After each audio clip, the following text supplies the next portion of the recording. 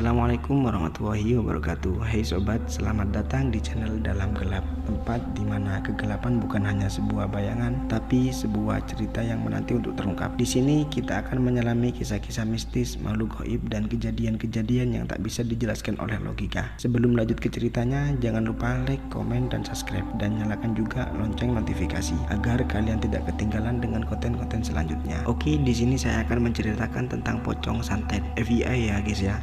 Yaitu bahan untuk menyantetnya ini melalui media pocong. Nah, cerita ini diangkat dari kisah nyata yang ditulis oleh Siska Novi. Oke, kita lanjut ke ceritanya ya. Sudah beberapa hari Kinar mendengar suara jeritan tetangganya yang mengerang kesakitan. Entah dirinya masih belum tahu apa yang terjadi. Dia hanya seyam saja. Dirinya selalu mengintip di balik tirai jendela. Tetangganya sedang dipopoh oleh beberapa orang ke dalam mobil. Kinar menjadi sangat penasaran dengan semua itu. Lantaran tiap jam 12 malam tetangganya tiba-tiba menjerit dan mengeluh tenggorokannya sakit. Bahkan Windu juga sering ketakutan lantaran di jendelanya muncul asap dan sosok yang menyeramkan. Hari ini tepat hari Minggu, tetangganya mengalami kejadian itu. Hari masih pagi, sinar matahari tidak secerah kemarin.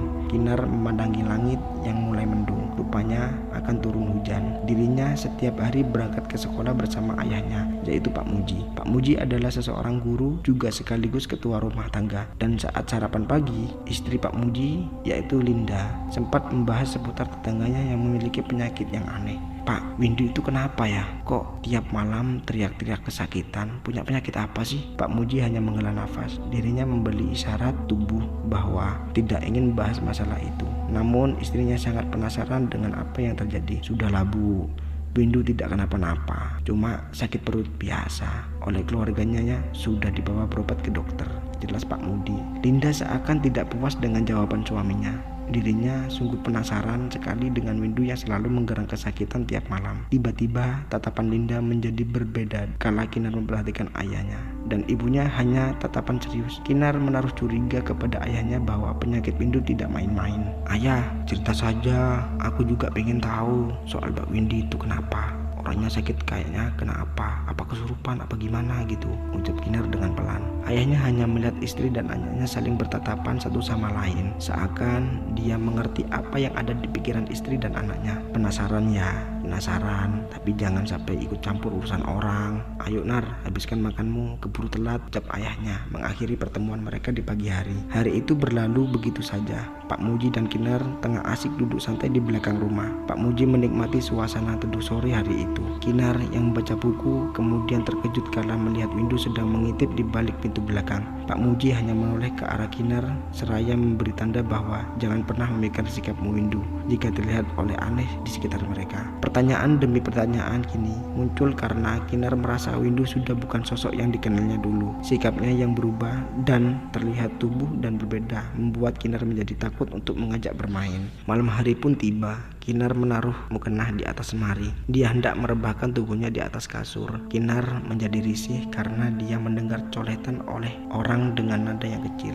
Kinar tatap merebah tubuhnya dan menoleh ke arah atas kasurnya. Mungkin ayah sedang menonton TV hingga suaranya terdengar kecil sampai kamar. Namun suara itu terdengar jelas dari arah jendela. Sepertinya ada orang sedang berbicara di luar. Kinar langsung berdiri dan berjalan keluar jendela. Langkahnya semakin pelan kala melihat kepulan asap yang muncul di balik jendela. Suasana coletan tadi berganti menjadi suara raman yang sangat lirih. Kinar semakin geli mendengarnya. Kepulan asap itu berbau tak sedap, busuk, anyir, dan menyengat. Karena Kinar menaruh rasa penasaran yang tinggi, akhirnya dia dengan cepat membuka tirai jendela dan teriakan Kinar memecahkan kesunyian malam. Bagaimana tidak, Kinar melihat wujud yang aneh dan sangat menakutkan. Dia melihat sosok pocong yang badannya tinggi, wajahnya gosong, terpanggang. Darah segar yang mendidih di kulitnya membuat kepulan asap tersebut berasal darinya. Sebelum pingsan, Kinar melihat pocong itu menganga dan mengeluarkan semacam lumut dari mulutnya yang berwarna hitam pekat dan berbau busuk. Kinar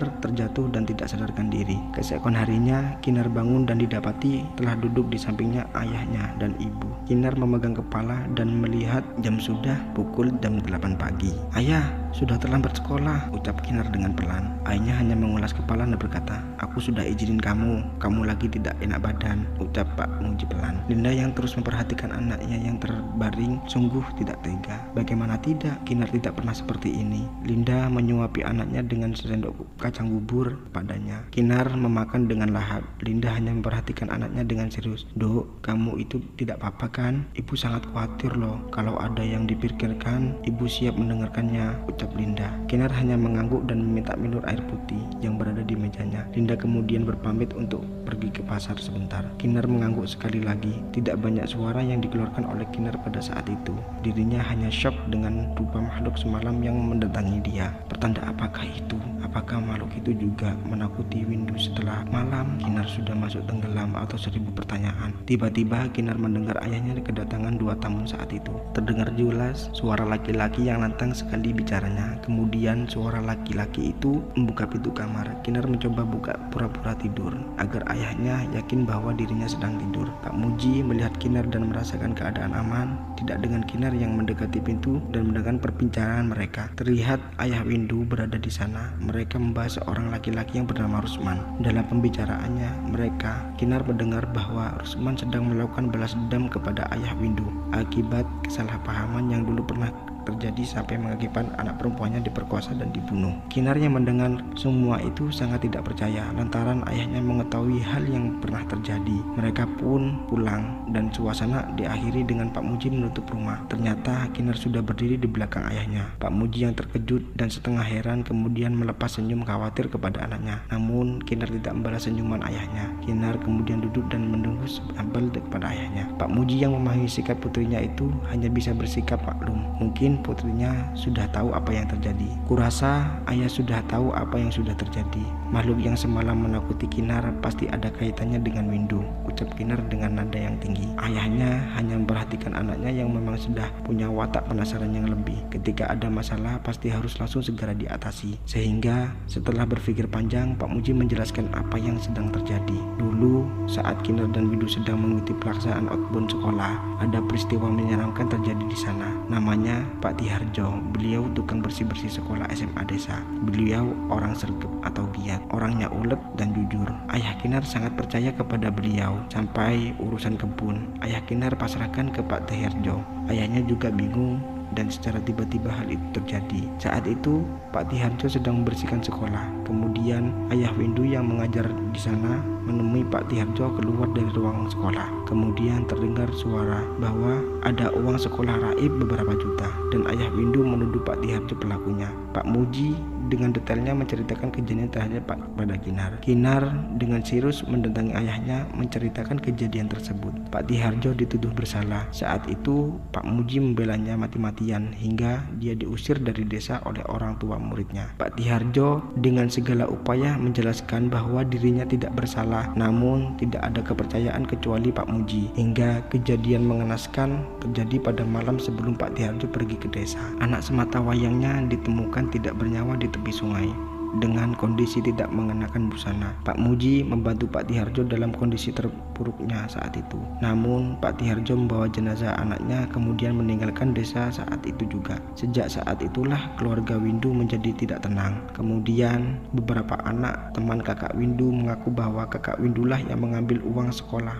dan memperkosa anak Pak Tiharjo di pinggir sungai dan juga membunuhnya. Sehingga malapetaka terjadi. Anaknya Didin, Kak Windu masuk penjara dan pikiran seperti itu orang yang tidak waras, berbicara sendiri dan takut di sudut-sudut rumah. Kemudian sekarang nasib malang terjadi pada Windu. Katanya tiap malam dia melihat pocong dengan wajah yang hangus. Tidak terasa Percakapan mereka itu didengar oleh ibunya yang saat itu berdiri di dapur. Air mata yang berlinang di pipi Linda tidak bisa membendung, seolah tidak ingin mengingatkan hal itu kembali. Memilih meninggalkan mereka dan melewatkan saat itu. Tidak terasa malah pun tiba. Kinar menyisir rambutnya dan memperhatikan cermin dengan serius. Lamunannya pecah lantaran terdengar suara teriakan lagi dari rumah Windu. Dia pun berlari keluar kamar dan ayahnya sudah terlihat berlari ke arah rumah Windu. Kinar secara spontan mengikuti ayahnya keluar dan melihat kondisi rumah Windu. Kejadian menyeramkan terjadi. Kinar tidak percaya dengan apa yang terjadi. Windu melayang ke atas langit rumahnya. Dada Kinar semakin berdebar lantaran rupa Windu sangat tidak karuan. Kinar memperhatikan dengan seksama bahwa badan Windu telah dirasuki iblis. Separuh badannya pocong dan sebagian badannya juga Windu. Kinar menyadari sosok yang ada dalam tubuh Windu adalah sosok pocong itu. Windu memutar kepala sampai ke belakang dan membiarkan tubuhnya menempel ke arah tembok. Semua orang tidak percaya dengan apa yang terjadi.